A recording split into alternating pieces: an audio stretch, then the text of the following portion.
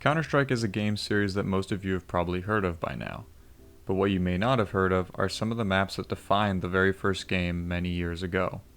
As one of the pioneers of the online competitive FPS genre, you can imagine it has had a ton of maps created for it, and believe it or not, a community still exists for the creation of these maps over 20 years later. I thought it would be interesting to take a look back at some of these maps that were quite creative for the time, but never seemed to have officially transferred over to later Counter-Strike games. Estate features a large front garden area with a medium to large size mansion to go with it. This map was technically one of the first maps ever created for the original Half-Life mod by design. It was previously titled CS Mansion and was developed by Magnus Lind and Jess Cliff, one of the original creators of Counter-Strike itself. Cliff had approached Lind, a Team Fortress mapper at the time, with the idea of him creating a map for Counter-Strike, but Lind had declined due to him being busy with his studies. Not long after, however, Lind changed his mind and began working on the map. It was later featured in one of the first beta tests for Counter-Strike, Beta 1.0. Unfortunately, due to the overall design of the map, it received mixed reviews from testers and was eventually removed from the game altogether in a later beta. But during this time, another player by the name of David Marsh had the idea to essentially remake Mansion after becoming frustrated with the map's design. And so, CS Estate was born, and solidified its place in the retail version of Counter-Strike version 1.4. Both Mansion and Estate had some interesting concepts for the time, including light switches for each of the rooms, and cameras on the outer area of the building that CTs could use. Despite this, however, both maps would later fade into obscurity. Survivor, created by 3D Mike, was first introduced in Counter-Strike version 1.3. The map design is rather large for what it is and contains many both wide open and closed areas.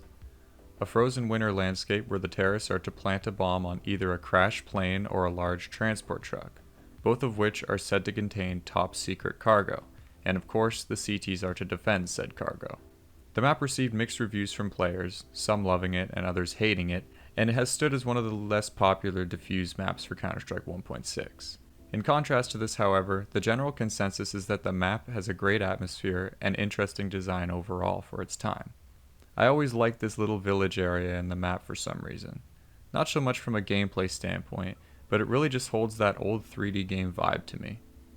With Survivor being the only snow-themed map that was officially shipped with the game, it does have a vastly different feeling from the others in its cold, storm-like environment that really does kind of feel believable, at least by 2001 standards. Oh, and the sound effects are a nice touch that the community, including myself, loves to reminisce about.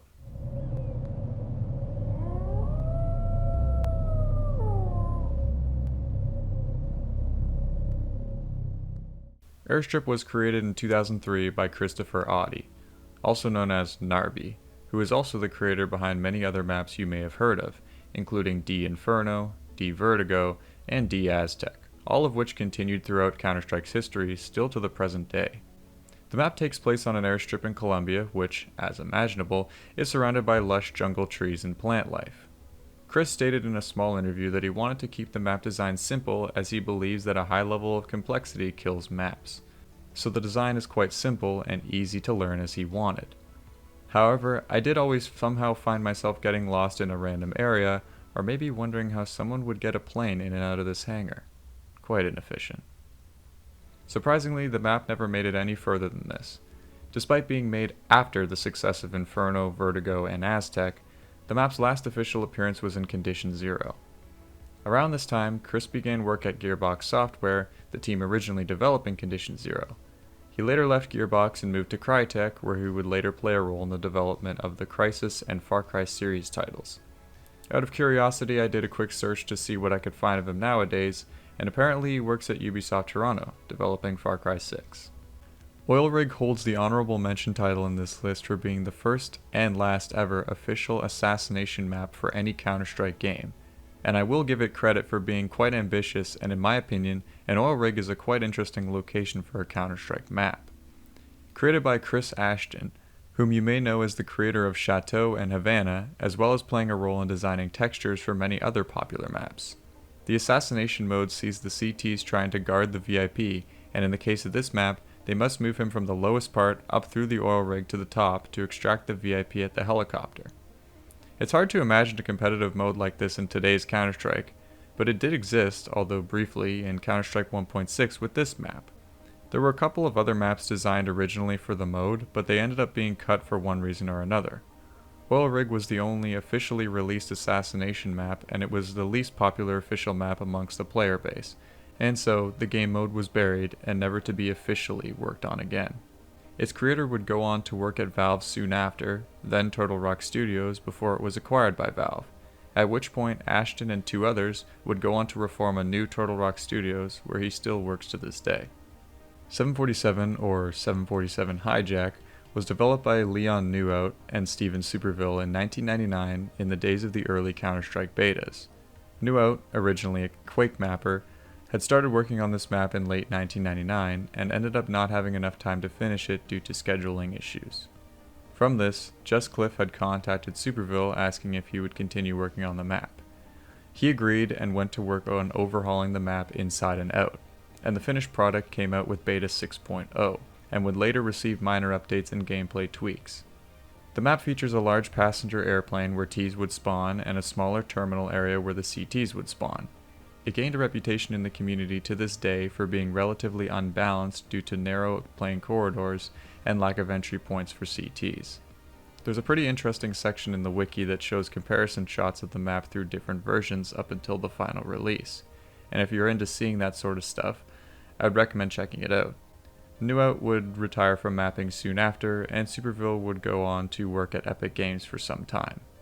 Created by Dank sometime in 2001, D-Storm is a seemingly simple map taking place during, well, a storm. The map was originally released in Counter-Strike 1.3 and is one of the lesser spoken about maps in 1.6's map pool. This is said to be because the map is rather forgettable. Although it played well, there was nothing that made it stand apart from the rest in both overall design and aesthetics. The map did see a second version, fittingly titled D-Storm 2, which fixed some map bugs and changed the layout a slight bit, but the map was never officially released.